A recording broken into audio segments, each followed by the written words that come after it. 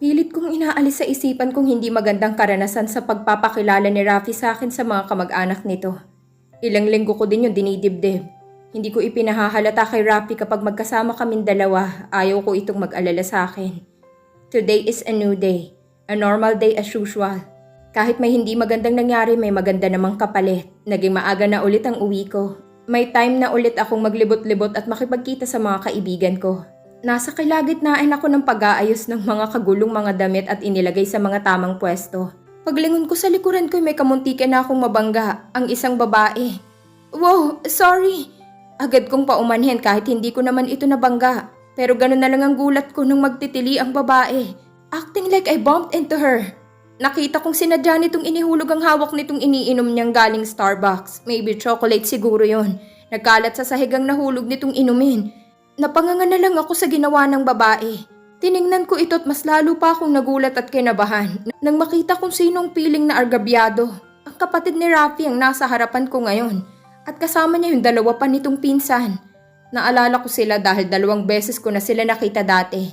Una noong New Year at pangalawa naman noong Chinese New Year. Ano na naman kaya ang pakay nila? Bubulihin din ba ako ng mga ito gaya ng ginawa ng ina nila? I'm sorry, hindi ko sinasadya. Ako na lang ang magpapakumbaba kahit alam kong sinadya naman niya ito. Hindi ko alam kung anong trip nito at inihulog nitong iniinom nitong chocolate drink. Napabuntong hininga na lamang ako. Sorry? Tatang-tanga ka kasi? You see? Natapon tuloy ang iniinom ko. Sigaw nito sa akin. Gusto kong sabihin na siyang nagtapon nito pero minabuti ko na lang na manahimik. I didn't know that someone was behind me. Sana umiwas ka na lang so that your drink does not fall. Sabi ko naman sa kapatid ni Rafi. Galit niya akong tiningnan. Are you saying that it's my fault, ha? Galit niyang sabi. Napapikit ako sa inis at bumuntong hininga para pigilan ang sarili na wag itong patulan. I'm sorry, okay? If you have nothing to say anymore, please excuse me. Mahinahon kong sabi. Tatalikod na sana ako nang magsalita ulit ang isang kasama ng kapatid ni Rafi. Bakla ito base sa boses niya. Lumingon ako tumingin sa kanila. Pinagtataasan nila ako ng kilay. Gusto ko din sanang gayahin sila pero baka mainis sila at mas lalong gagawa sila ng eksena. Nakakahiya. Where are you going? You leave your clutter here. You need to clean and pay for it. Mataray na sabi ng bakla sa akin. Make sure na hindi pera ng brother ko ang ipangbabayad mo sa akin. You gold digger. Panguuyam nitong sabi sa akin. Nagpanting ang tenga ko sa narinig. Lahat na yata ng dugoy umakyat at napunta lahat sa ulo ko dahil sa sinabi nito. Ako gold digger? Namula ang mukha ko sa galit. Masama akong tinitigan ng kapatid ni Rafi. Sumusobra ng mga ito. Hindi ko mapapalampas ang panguhusga nila sa akin. Nakakasama lang ng loob. Naggingit-ngit ang kalooban ko. You know what? Kung hindi ka ng kapatid ni Rafael at wala lang ako dito sa pinagtatrabahuhan ko, papatulan kita. For your information, hindi ko kailangan ng pera ng kapatid mo. Dahil nagtatrabaho ako para magkapera ako. Wag na wag mo akong uhusgahan dahil lang I'm poor at ganito lang ang trabaho ko. You're so pretty and look innocent. You even have an angelic face. But no manners and bad attitude inside. Mariin kong sabi sa dalaga. Whatever you say, bitch! Sigaw ng isa pang kasama nila. Hindi ko na sila pinansin pa. Hindi naman sila customer. Pumunta lang sila doon para ipahiya at awayin ako. Kahit kailan, hindi kita magugustuhan para sa kuya ko. Leave my brother alone, you slut! Sabi naman ng kapatid ni Rafi. Hindi ko na pinagtuunan ng pansin ng mga sinasabi nila dahil nakuha na namin ang atensyon ng mga taong naroon. Sobrang nakakahiya. Makasigaw sila sa akin, wagas. Kaya mas magandang umiwas na lang. Ang sakit sa dibdib. Gusto kong umiyak pero pinipigilan ko lang. Ang sakit lang sa pakiramdam na pagsabihan ako ng kung ano-ano. Mas lalong ang sakit sa dibdib na ipahiya nila ako sa maraming tao. Akala ko okay na. Akala ko hindi ko na mararanasan ulit ang pangahamak sa pagkatao ko. Pero hindi pa pala tapos at heto na naman ang kapatid ni Rafi. Ipinamumukha niyang hindi ako nararapat sa kuya niya. Sobrang hiyang-hiya ako sa mga taong nakarinig sa mga sinasabi nila about sa akin. Sobrang nasasaktan ako sa nangyayari. I don't deserve this. Nagmahal lang naman ako. As long as he is with me and love me. Pangahawakan ko yun. Pero tao lang ako. Nasasaktan din. Sana kung ayaw nila sa akin, hindi na nila ako kailangang ipahiya at ibuli pa. Pagpasok ko sa locker room, dun ko pinakawala ng luhang kanina pa nagbabadrang lumabas. Ang sakit sa loob na makarinig ng masasakit na salita. A gold digger, a slut, war, bitch, etc. Yun ang naririnig kong mga sinasabi nila habang papalayo ako kanina dun. Padaos-dos akong umupo dahil hindi ko na mapigilan ang sarili kong umiyak. Madali lang akong nasasaktan lalo na kapag masasakit na salita ang maririnig ko. Mahina ako. Mahina ang kalooban ko. I'm very sensitive person. Dalawang kasamahan ko ang pumasok sa locker room at dinamayan ako. Isa sila sa nakasaksi sa nangyari kanina. Shh! Stop crying, okay? I saw it. She purposely dropped her drink and acting like you bumped into her. Pangaalo sa akin ng katrabaho ko. Isa itong Malay at one of a kind person I've met. Yeah, I was about to approach you earlier in your place and ask something. But then the scene happened. Nag-aalala namang hinagod ng isang likod ko. She's Malaysian too. Don't mind that woman. Please, stop crying. Cheer up, buds. I just can't help to cry. It hurts and it's so embarrassing. They are so annoying. Takboletahan their attitude. Inis pang sabi ni Sandy e Malaysian. Yala, sabi naman ni Joanna a Malay. I forgot. I need to clean the mess that they make. It's so embarrassing. Nahihiya akong ngumiting kaunti. No need. No need to worry. The uncle already cleaned it. Agad na sabi ni Sandy. And the witches already leave. Natawa na lang kami sa sinabi ni Joanna. Let's go. Tinignan muna ni Sandy ang orasan. It's already our break time. Come on, let's go eat. Yaya niya sa aming dalawa ni Joanna. Sure, I'm already the par. Excited pa nitong sabi. Like me, favorite din itong kumain. Yun lang medyo chubby ito at ako hindi tumataba. Kahit papano naibsan ang aking nararamdaman. Salamat sa mga ito dahil pinapagaan nila ang damdamin ko. Isa ang mga ito sa kaklose ko sa department namin. Mamimiss ko sila pag umalis na ako dito sa trabaho.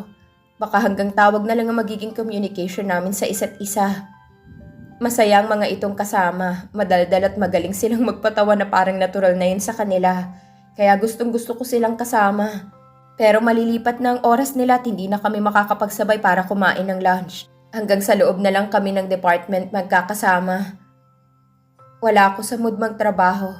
Wala din message si Rafael sa akin kaya mas lalong nalungkot ako dahil wala itong reply sa akin sa message ko. Alam ko naman na busy siya at hindi niya ako masusundo mamaya.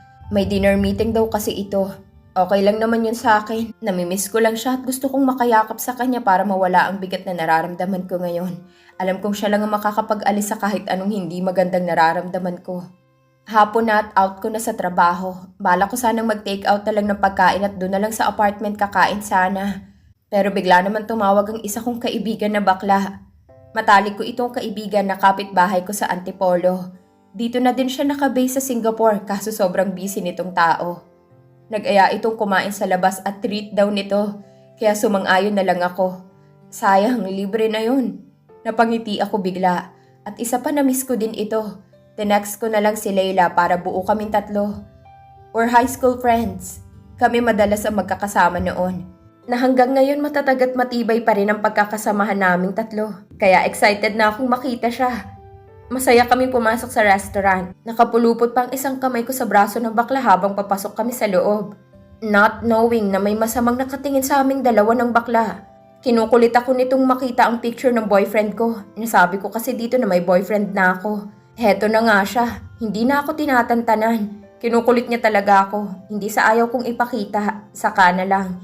Importante lang naman na sabi ko nang may boyfriend ako. Ikaw ha? Kailan ka pa malihim sa akin ha? Patingin na kasi para makilatis ko kung masarap ba. At nang malawayan ko na yan. Malandi nitong sabi. Nabatukan ko tuloy ito. Tumigil ka nga at saka wag mo na pangarapin na malawayan siya dahil nalawayan ko na. Natatawa kong sabi. Isa din ito sa nagturo ng kalaswa ang mga salita sa amin ni Leila. Aba! Marunong na ulit tumandi ang bruha. Sabay hila sa buhok ko. Ako lang dapat ang malandi. Wala kang karapatang lumaway ng mga lalaki dahil akin lang sila. Bulong niya sa akin. Nagulat pa kami nang may humawak sa ulo namin. At pinag-untog ang ulo namin ni Leo, aka Leia na daw ngayon. Ouch! My beautiful head! Sabay hima sa nasaktang ulo niya. Sabay lingon sa gumawa nito. Nagulat si Bella at agad na tumayo para makipagbeso sana sa kadarating lang na si Layla. Pero niyakap siya bigla ni Layla. Bruha ka! Namiss kita! Magbebeso-beso sana sila nang agad siyang niyakap ni Layla. Ew, yucks! Don't hug me tight! Don't hug me tight! Hampas lupa! Your coconut tumidikit sa katawan ko! Yucks! Let go of me! Nagtitili si Leia sabay tulak kay Layla. Napahagalpak naman ng tawa si Bella sa reaksyon ng bakla. Alam niyang sinadya yun ni Layla. Alam kasi nila na ayaw nitong nadidikit ang harapan ng isang babae kapag nakikipagyakapan. Talagang may distansya ito sa katawan. Kaarting bakla, piling babae. Naiiling na lang silang dalawa ni Layla. Sabay yakap at halik nito kay Bella. Nag-aalalang tiningnan pa siya nito. Bella, are you okay? Nabalitaan ko yung nangyari kanina. Sabi nito, wag na muna natin pag-usapan yun. Itong atupagin natin, ang baklang to, asensado na. Kaya sa mamahaling restaurant siya ng libre ngayon. Nakakalokong sabi ni Bella. Baka may sugar daddy na naman to. Pinaningkitan pa ito ni Layla. Malamang, wala nang bago sa kanya eh. Siguraduhin mo lang na galing sa malinis ang ipapakain mo sa amin ha? Pagtataray ni Layla. Bruha na nga kayo? Hampas lupa pa. Ano tingin niyo sa akin, haliparot? Malandi lang pero hindi haliparot. Mataray din itong sabi sa amin ni Layla. Parehas lang naman yun, baklang to. Sabay pang sabi namin ni Layla. Aba, nagduwit pang mga hampas lupa. For your information, na-promote lang naman ako sa pinagtatrabahuhan ko. Kaya magse-celebrate tayo. Masaya nitong balita sa kanilang dalawa. Wow, kaya pala nakaalala kang manlibre. Natatawang sabi ni Layla. Bongga pa sa mamahaling restaurant siya manlilibre. Dati nakikikain ka lang sa pagkain namin nung dati, di ba Layla? Natatawa naman sabi ni Bella. Natawa na lang silang lahat sa sinabi niya. Pasalamat kayo kasi naalala ko pa kayong ilibre. Taas kilay nitong sabi. Salamat baklita. Sabay naman ulit na sabi nila ni Layla. Habang nagtitingin na mga pagkain o orderin, iginagala na naman ng bakla ang paningin niya. Ganito ito kapag nasa bagong lugar lang ito. Saktong natapat sa 4 na lalaking seryosong nag-uusap. Napamulagat ito nang makitang isa si Rafael doon at nakatingin din dito. Napakagat ito ng labit na hihiyang nag-wave ito sa binata. Pero ang loko sinimangutan lang siya. Nalungkot naman siya at nag-iwas na ng tingin. Hindi na lang niya ito pinansin at nakapagkwentuhan na lang sa mga kaibigan niya. Maingay silang tatlo na kumakain, walang pakialam sa mga tao sa paligid. Nag-agawan pa sila sa natirang isang lumpia. Nakuha ni Bella ang lumpia, isusubo na lang niya ng kunin iyon ng bakla pero nakuha din ni Layla ito. Napasimangot sila ng bakla. Hindi pa rin kayo nagbabagong dalawa, agawan pa rin kayo ng pagkain. Itong madalas na nagsisermon sa dalawa pagdating sa pagkain. Nakita niya itong hinati sa 3 pero mas malaki yung isa. Na, take it. Sabi niya sa hinati-hati nitong lumpia. Ba't ang laki nung sayo? Reklamo pa ng bakla. Dahil ako lang naman ang umagaw sa lumpia at napagod sa hatiang ito. May reklamo? At least nag-share pa ako, hindi gaya yung dalawa matakaw. Pagsusungit ni Layla. Nakain ko na sana ng buo yan kung bakit inagaw pa ng baklitang to. Simangot ni Bella. At kasalanan ko ganun? Hoy, wala na tayo sa paaralan. Hindi na tayo high school para pag-awayan yung pagkain. Baka may umiyak pa sa inyo dyan. Natatawa ng sabi ni Layla. Ito lang naman ang iyakin pagdating sa pagkain. Sabay turo kay Bella ng bakla. Naalala ng dalaga tuwing lunchtime nila. Mahilig kasing mangagaw ng pagkain ng bakla. At yung kinukuha pa nito ay yung paborito niyang ulam. Nagalit siya dati dito. Kaya sabi nito papalitan nito at nagtungo ito sa counter. Sa kasamaang palad na ubos na ang ulam na kinuha nito. Kaya dun siya umiyak at hindi na siya namansin sa mga ito. Naiiling siya. Naalala niyang nasa restaurant din pala si Rafael. Napalingon siya ulit doon. Narinig kaya nito at nakitang agawan namin sa kawawang lumpia? Shucks, nakakahiya. Nakita niya itong nagbawi ng tingin at iiling-iling. Nakita nga nitong eksena. Pinamulahan siya ng muka. Oh, natahimik ka na dyan, Bella. Puna ni Layla. Manahimik. Sabi na lang niya. Maya-maya may dumating na order. Nagtinginan silang 3. Sorry miss, we didn't order anything. Sabi ng bakla. Oh, someone ordered for you. Sabay tingin ng waitress kay Bella. Wala naman sa sariling napalingon ulit siya kay Rafi. Maliit lang itong ngumiti sa kanya. Hinala niya niyang itong nag-order ng lumpia sa kanila. Biglang nag-init ang mukha niya at nahiya sa inasal niya kanina. Nagpasalamat sila sa waitress nang inilapag na nitong pagkain. Hoy, sino na naman ang nabihag mo ha? Ganyan na ganyan yung dati mong ex-boyfriend mo sa'yo noon. Napalakas ang pagbigkas ng bakla kaya pinatigil niya ito sa anumang sasabihin pa nito. Nasa kabilang table yung boyfriend ko. Siyang nag-order niyan, huwag niyo na lang pansinin. Sabi na lang niya. Bigla naman silang napatingin sa hindi kalayo ang mesa mula sa kanila. 4 ang mga ito sa mesang yun. OMG! Bulalas ni Layla. Saan sa kanilang boyfriend mo? Tanong naman agad ni Layla. Yung pinakagwapo. Baliwalang sabi niya. Kaloka, kagwapo naman silang lahat. Huwag kayong tumingin doon. Kainin na natin to para makaalis na tayo. Sabi pa niya. Hindi na niya pinansin ang pangungulit pa ng bakla. Natatawa na lang din si Layla. Dahil kahit siya, ayaw niyang sabihin kung sino sa mga ito si Rafi. Iskandaloso pa naman minsan kasi baklang to.